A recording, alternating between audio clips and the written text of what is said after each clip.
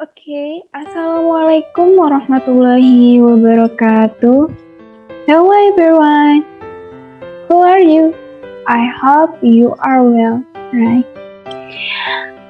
Semua apa kabar? Aku harap kalian semua baik-baik aja ya. Let me introduce myself. My name is Dede Nur Halimah. You can call me Dede, Nur, or Der. Just kidding. I'm third semester class A student in the Department of English Education in Raden Intan Lampung.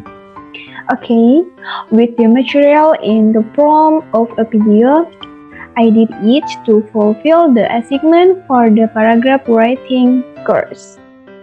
Alright, let's go straight to the time, which is topic. Baiklah, langsung saja ke temanya, yaitu topik. How do you describe the topic? Bagaimana sih cara menguraikan topik?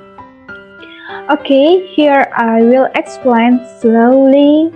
Let's see and don't skip the video. Baiklah. Di sini saya akan menjelaskan secara perlahan. Mari kita simak dan jangan skip videonya ya. How do you describe the topic? Bagaimana sih cara menguraikan topik? Of course, it's not difficult if you want to learn and understand how to decipher the right topic. Tentunya bukan hal sulit kalau kita ingin belajar dan memahami bagaimana cara menguraikan topik yang benar.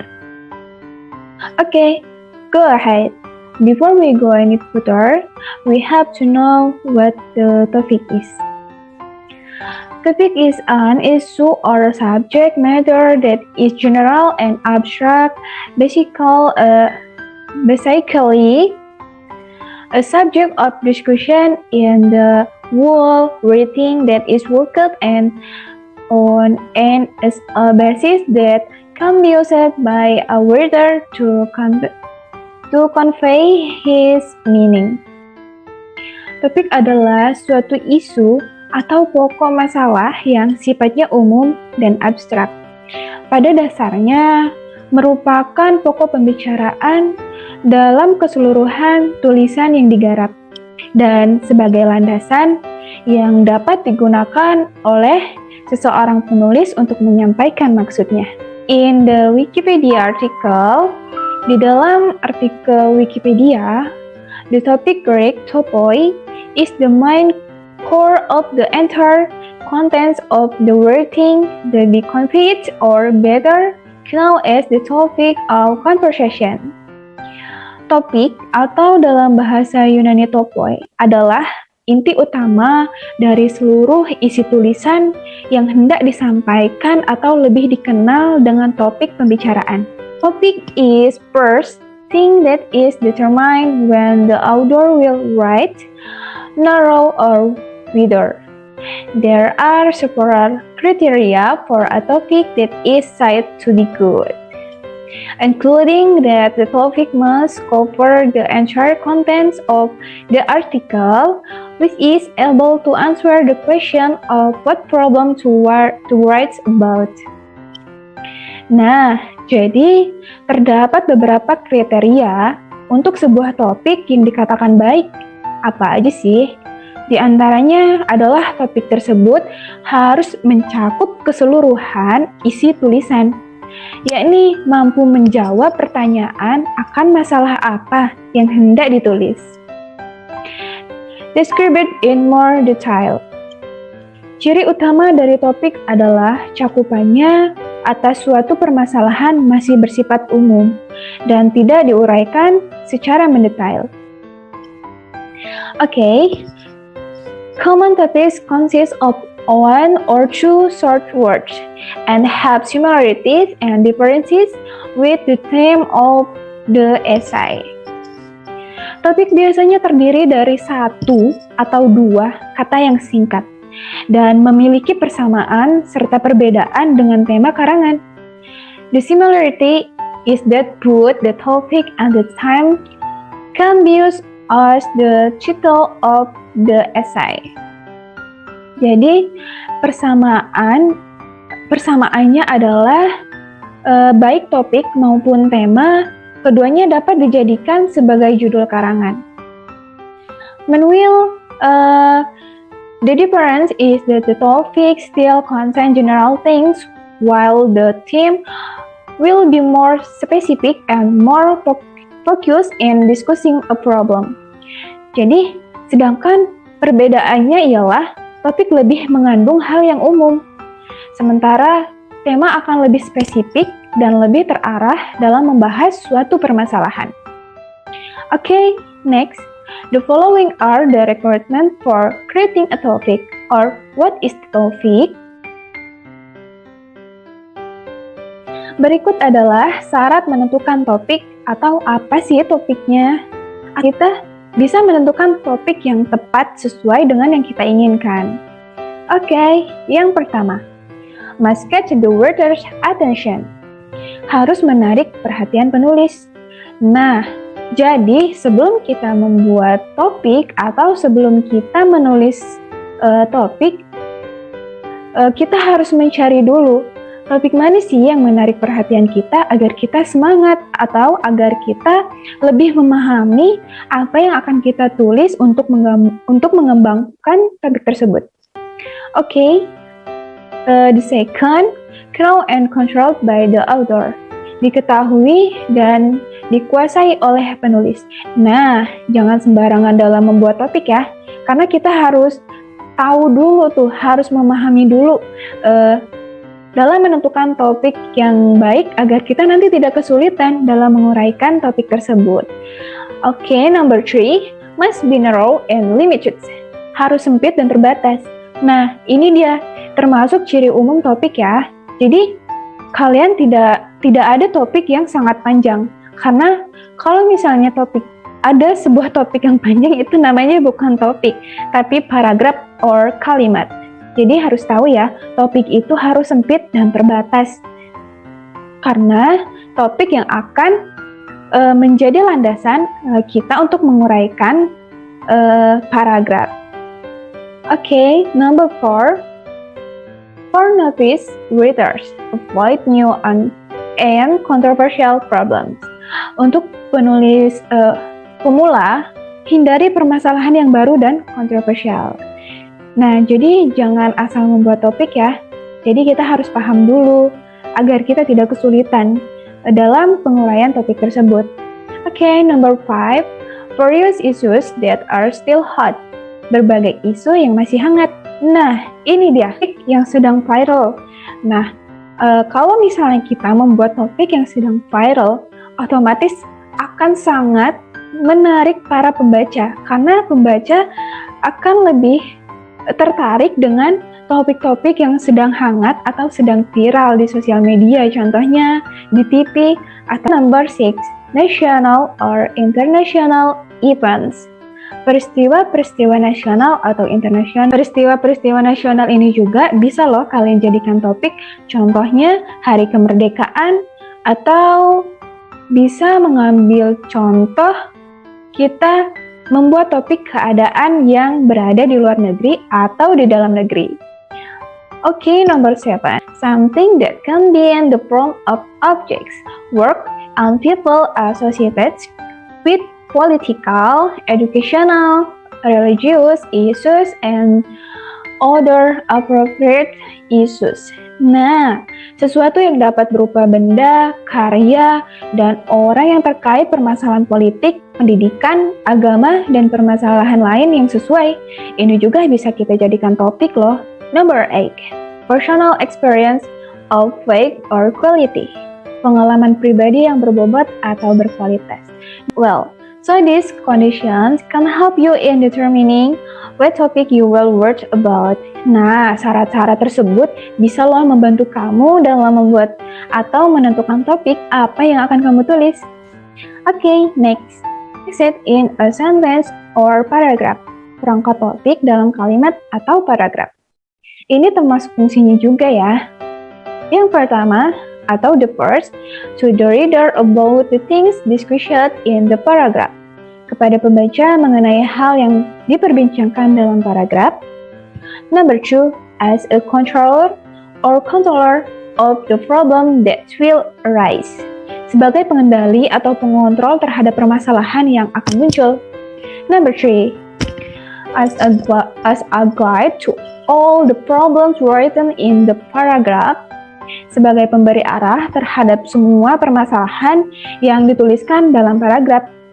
And number 4, as a support for other sentence in the paragraph. Sebagai landasan bagi kalimat-kalimat lain di features. Ciri-ciri topik.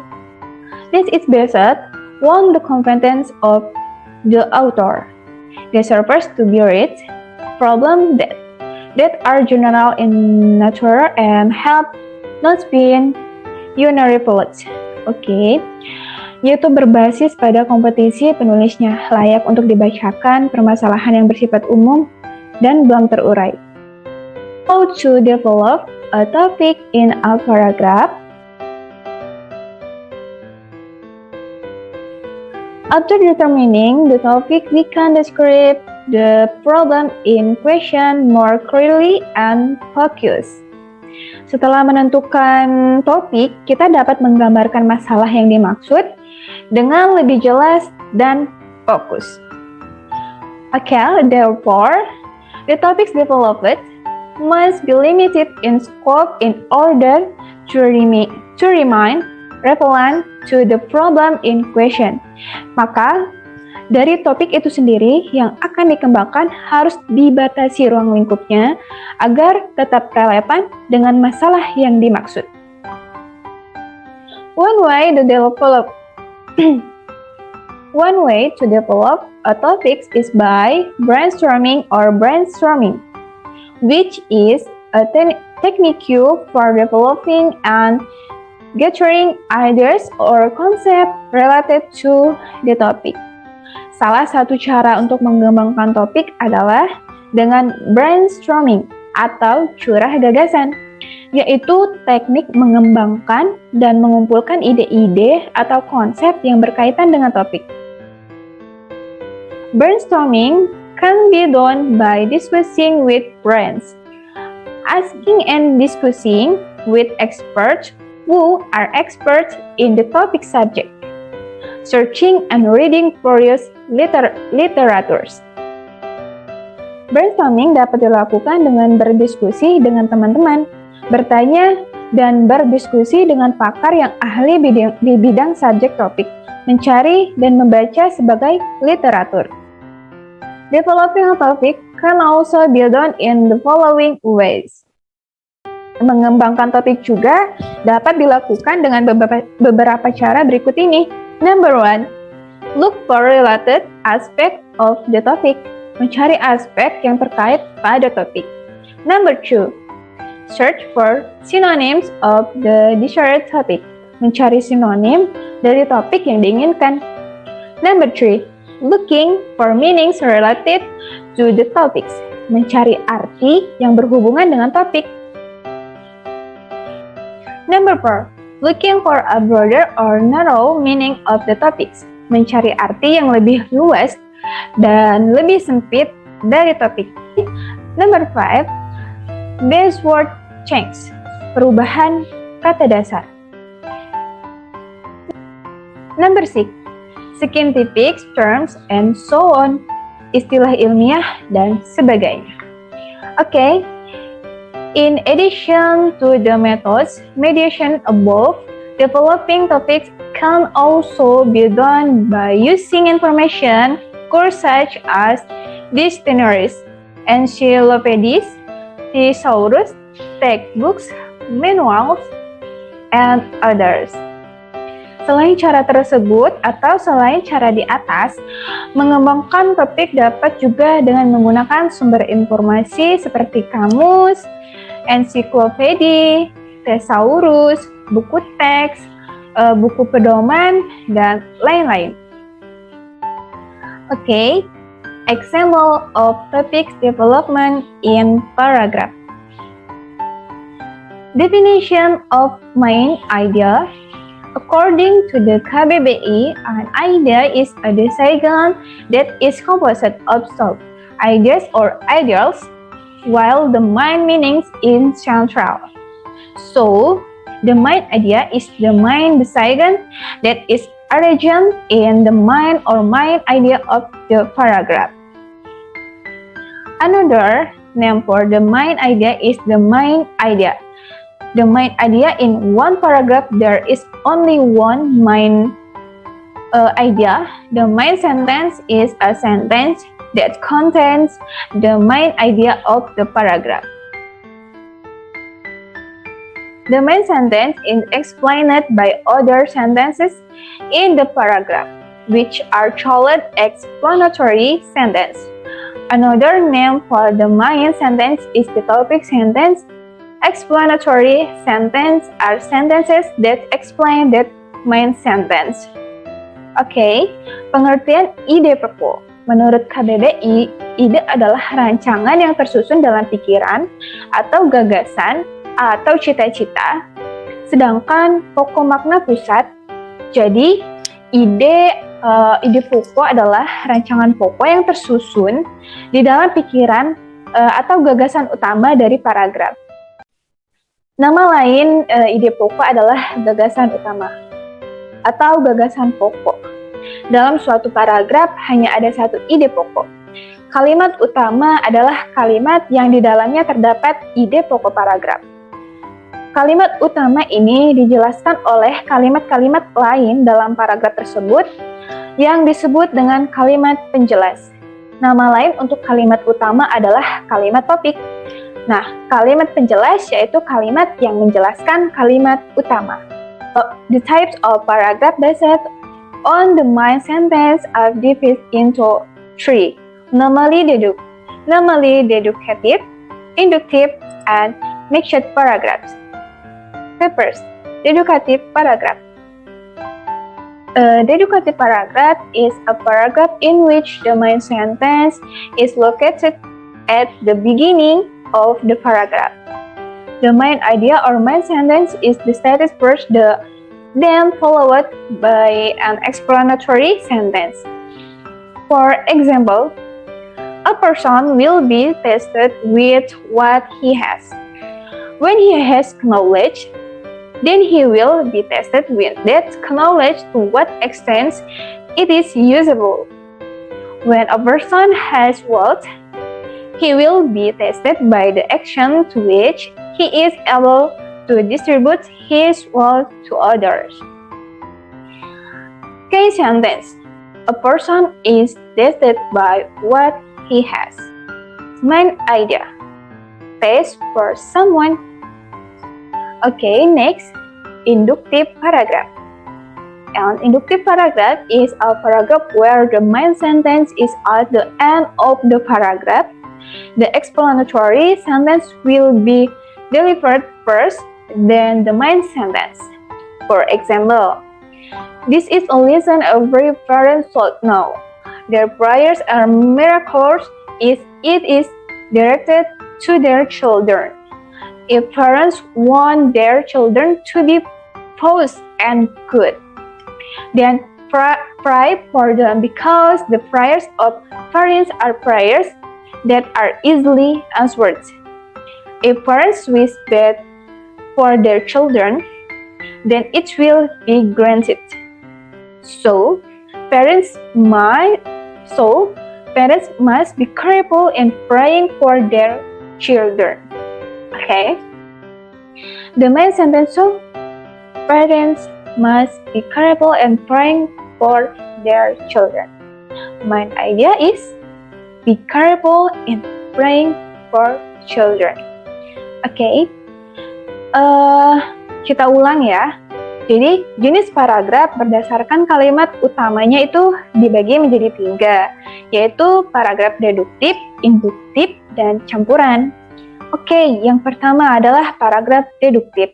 Apa sih paragraf deduktif itu? Paragraf deduktif adalah paragraf yang kalimat utamanya terletak di awal paragraf. Gagasan pokok atau kalimat utama dinyatakan lebih dahulu, baru diikuti oleh penjelas.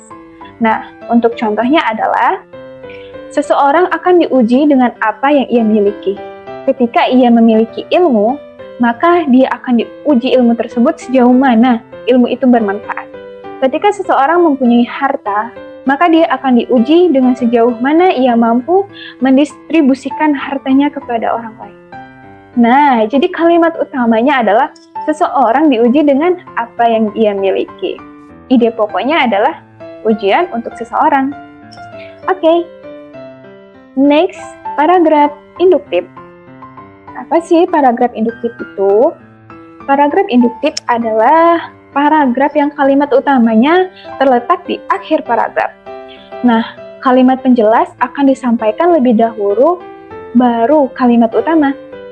Contoh, ini adalah pelajaran yang mesti kita ketahui setiap orang tua. Doa mereka sungguh ajaib jika itu ditunjukkan pada anak-anak mereka. Jika orang tua ingin anaknya menjadi soleh dan baik, maka doakanlah mereka, karena doa orang tua adalah doa yang mudah diijabah.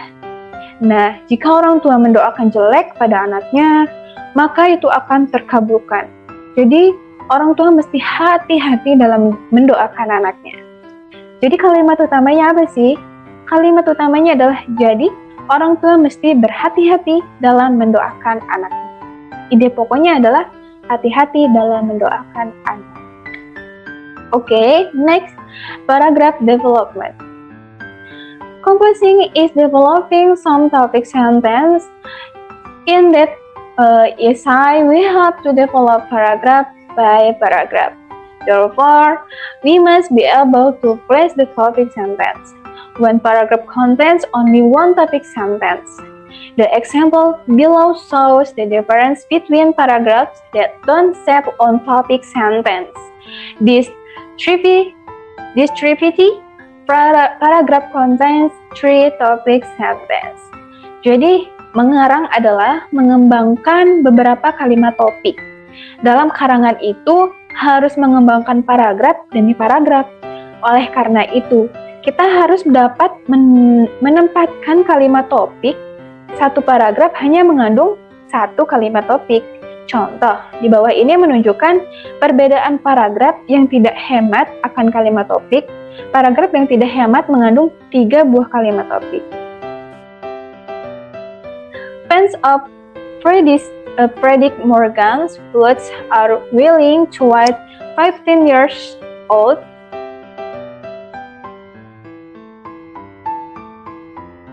to get their hands on a Morgan flute.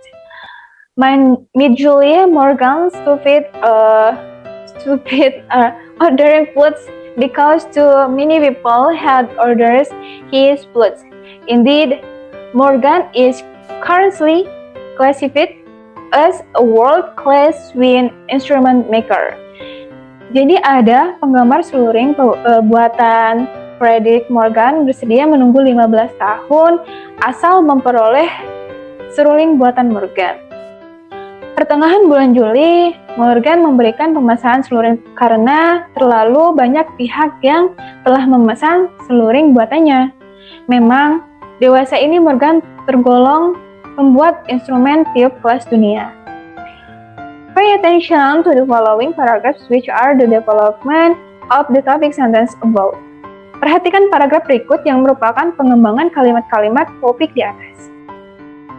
Fans of Frederick Morgan Flutes are willing to wait 15 years to get their hands on a Morgan flute.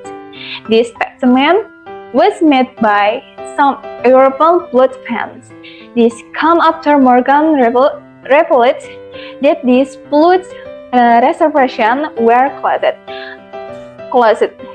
Penggemar seluring buatan Frederick Morgan bersedia menunggu 15 tahun asal memperoleh seruling buatan Morgan. Pernyataan tersebut dikemukakan oleh beberapa penggemar seluring Eropa. Hal ini terjadi setelah Morgan mengemukakan bahwa pemesanan serulingnya ditutup. In mid-July, Morgan stopped ordering flutes because too many people had ordered his flutes. It meant continuously Morgan would have to work for 14 years to fulfill the order. Morgan Flutes has played a major role in European music since